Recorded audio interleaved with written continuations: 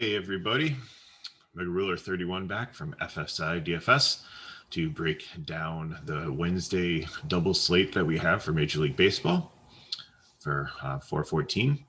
So there's a 5 game slate. Well, actually, it's a 4 and 7th, 9th game slate that starts at 1:05 p.m. I believe, or maybe it's like 1:07. Yep, 1:07. Uh, one of the games on the slate, Boston, Minnesota, is part of a doubleheader, so they're only going 7 on that.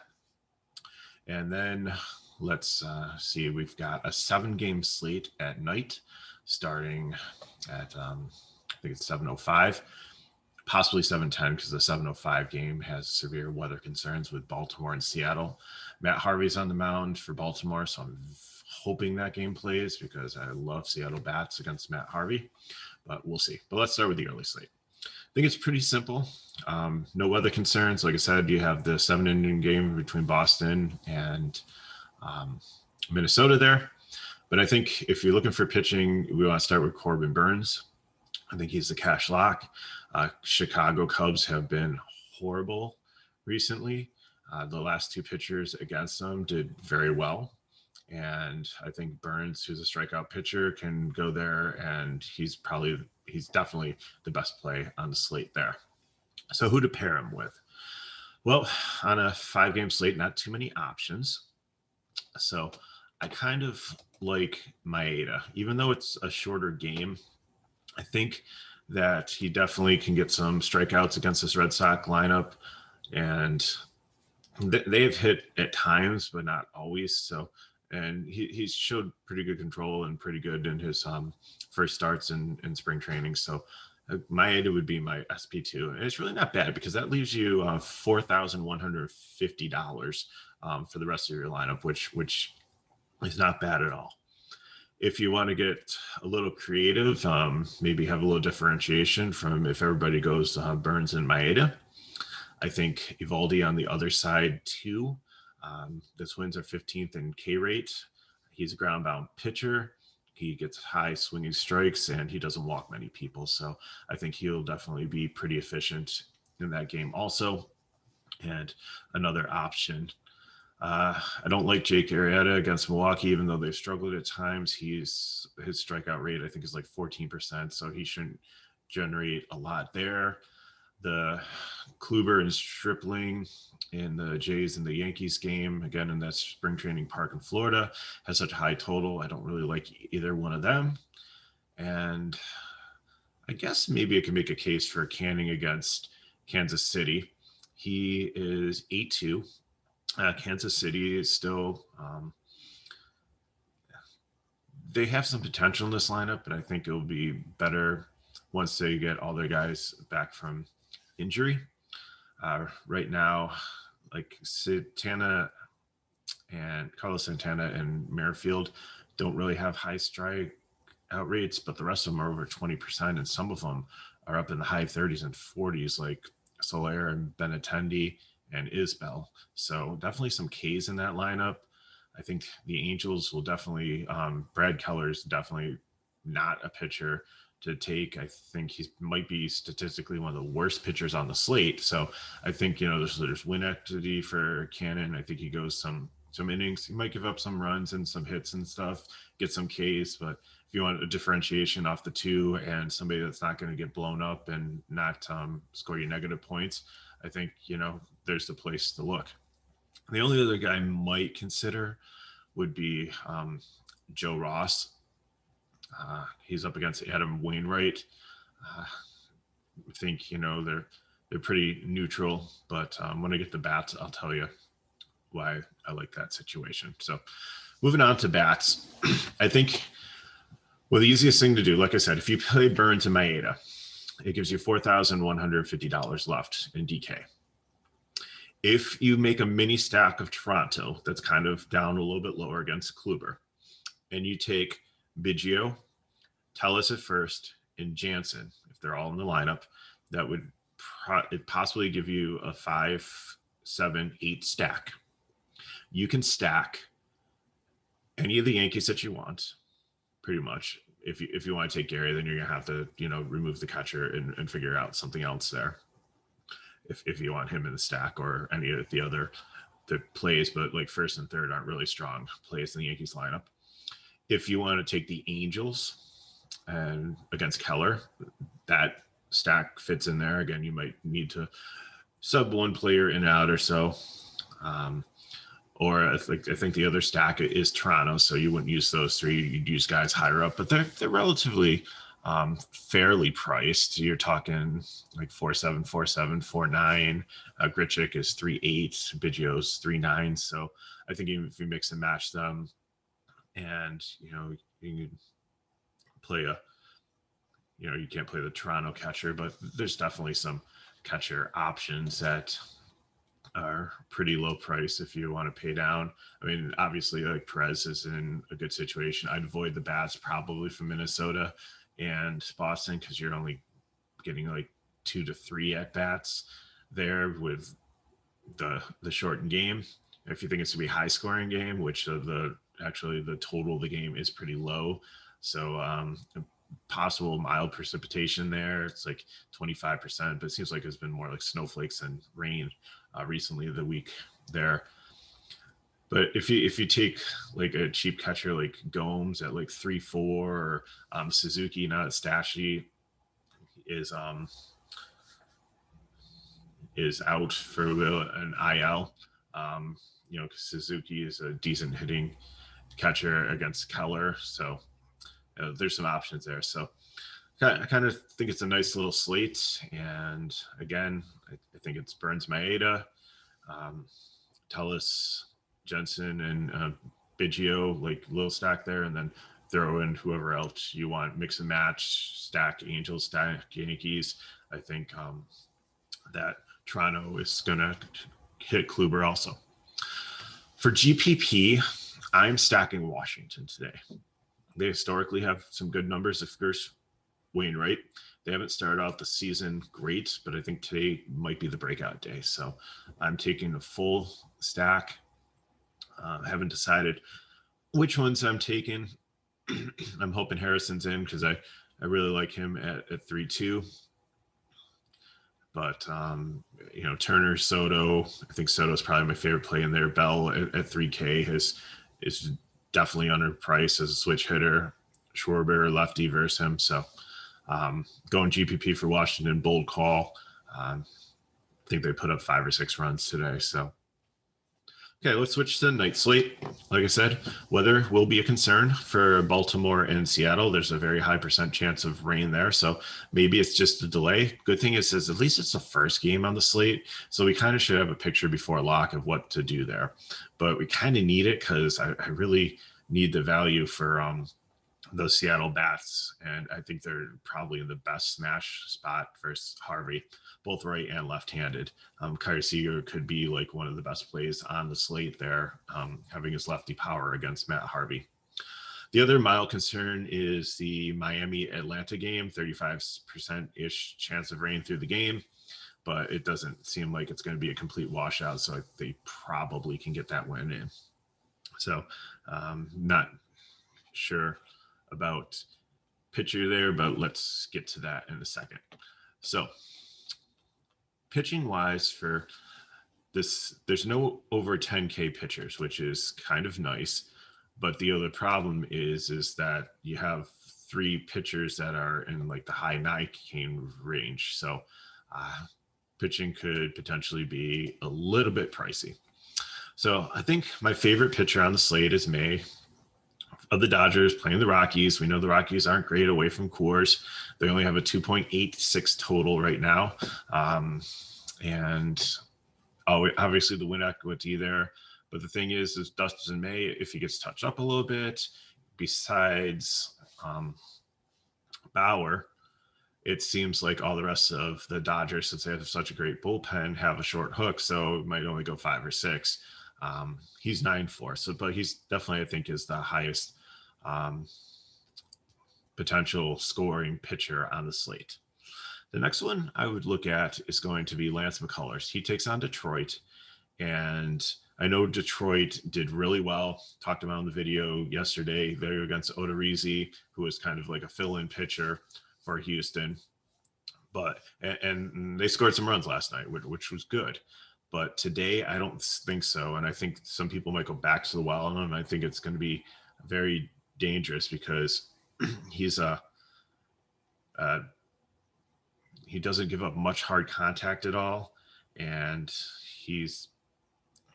I know that this Detroit bullpen is bad. So I think, the Houston bats will definitely, so Fulmer might not give up a lot of stuff to the Houston lineup, but I think they'll score enough runs to win this. So there's the win equity there. And I think, McCullers does a really good job taking care of this Detroit lineup. But he's 9-4. So if you play the two of them together, it gives you 38 left, which you'd have to try to find some value plays. And there's a couple out there. Quinn on Philadelphia is usually pretty good, close to mid price. He gets a lefty today. Straw on Houston. He's got some speed, can get some stolen bases. Both these guys in the bottom of the lineup. Possibly Jonathan VR. There's a couple people that you can use that are sub 3K, but there's not like a ton of value that I see out there. So it might be hard to get the two of them in there. So who else is out there for pitching wise? Again, I wouldn't even touch anybody in the Seattle game. Texas and Tampa Bay, I would not touch the Texas pitcher. Fleming is a lefty for Tampa Bay, but don't really know much about him, how far he's going to go. Looking at some of his previous numbers, he doesn't really have much K upside, so I'd kind of stay away from there. Zach Wheeler gets the Mets, which I think he's got the highest K upside on the slate, possibly next to May. But the Mets have a good lineup, so he could definitely give up some runs there. And the line's pretty close in that game, so it's almost a pick 'em at. They have Philly has a 4.1 run total, and the Mets have a 3.9. Peterson, I really don't like as a lefty. I think he's going to have trouble against some of those Philly righties. So if you want to take a little bit of a risk, going back to the rain game, I think Charlie Morton definitely is a low contact pitcher. I don't think he's going to get a ton of strikeouts versus these Marlins, but if the weather does hold out, I think he can eat up enough innings at 7.6 to be a cheaper SP2 for you to take to try to pay up if you want to try to get some of those very expensive Dodger bats who are priced like they're in Coors and not at Dodger Stadium. Some other differentiation you could take also is Plesac.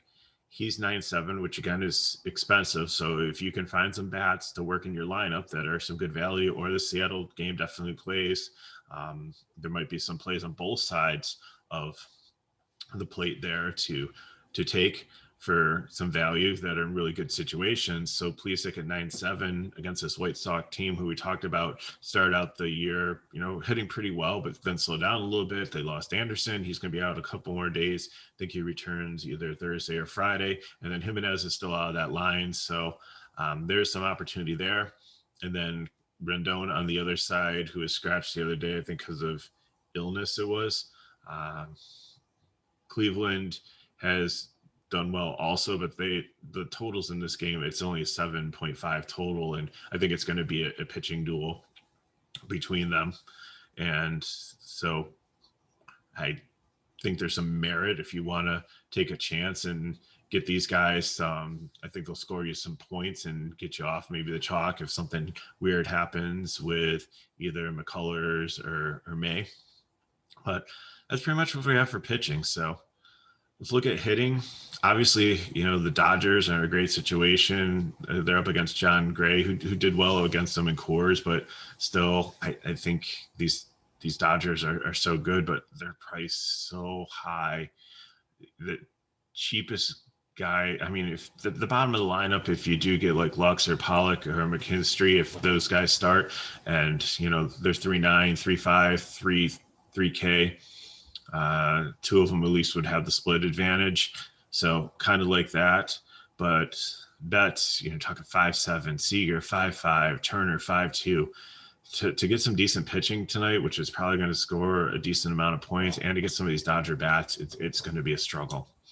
So I wouldn't take Colorado to be contrarian. I wouldn't get cute there.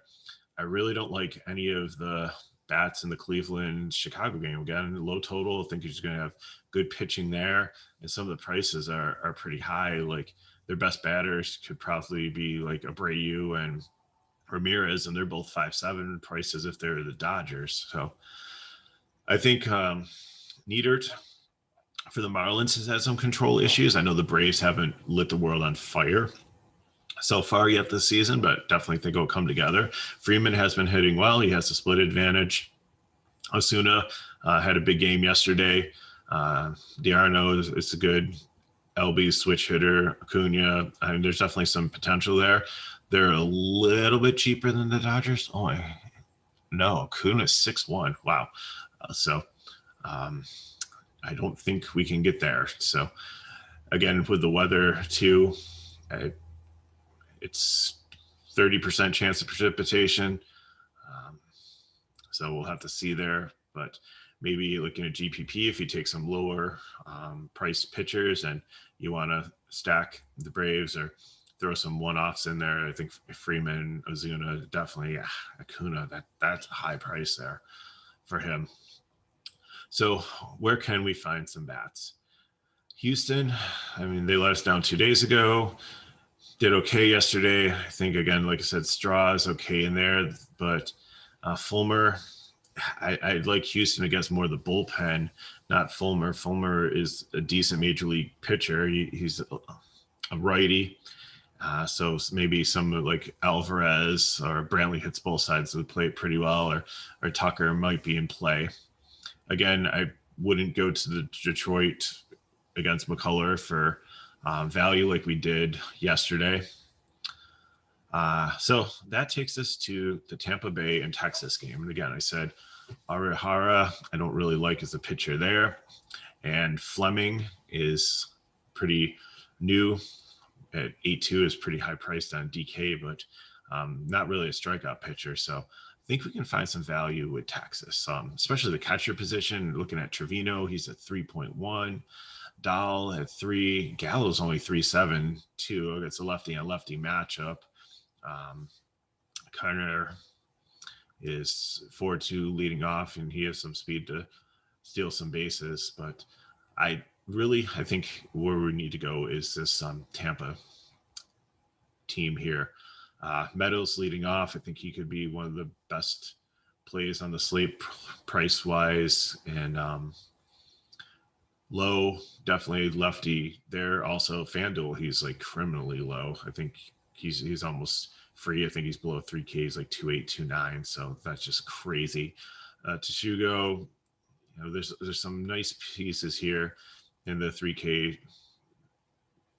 high 3Ks that I think we can get in against this Texas pitcher who's not good. Texas bullpen's not good either. So I think there's where your value is.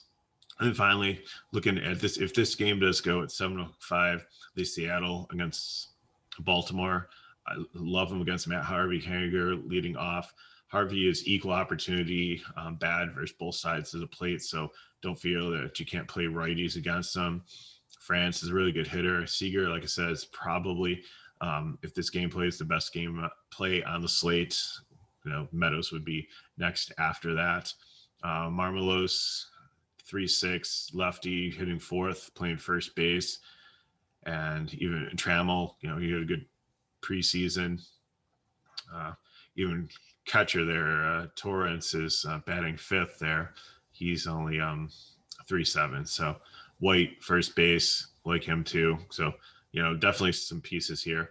And even on the other side, Dunn isn't a great pitcher for Seattle.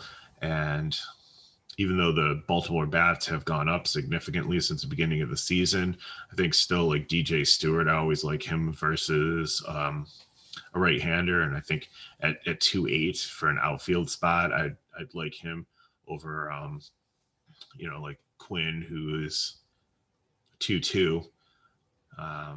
Also has the split advantage, switch hitter anyways, but, hitting like a little bit higher up in the lineup. So you got two slates here, and multiple ways to go. And like I said, it's not like one of those like stars and scrubs ones where you have like great pitchers and you can pick somebody lower down. So not a ton of options, but I think, like I said, early slate, Burns Maeda, stack a couple of those middle Toronto bats, and then stack the Yankees or the A's, or not the A's, the Angels. And then looking at this one, I think it's May and McCullers. If you want to go down to Morton, if the weather holds out, to get some more funding for bats, but the Dodgers are hard to get. So we're looking at Tampa Bay. We're hoping that Seattle and Baltimore play. And other than that, we'll just have to see if there's any values pop up in the lineup. So good luck to everybody, and thanks for watching. Give us a like, subscribe to our channel so you can see when our videos come out and all the other great content that we cover, NHL, helping you navigate through the end of this NBA season, up into the playoffs, where trying to keep you up to date on who's in, who's out, and who's actually playable at this point. We've got soccer out there as that season runs up with Champions League. So also golf, TK and crew does a great job on that one. So appreciate you watching, and we'll be back tomorrow with more. So good luck today, and hope you have some green screens at the end of the night.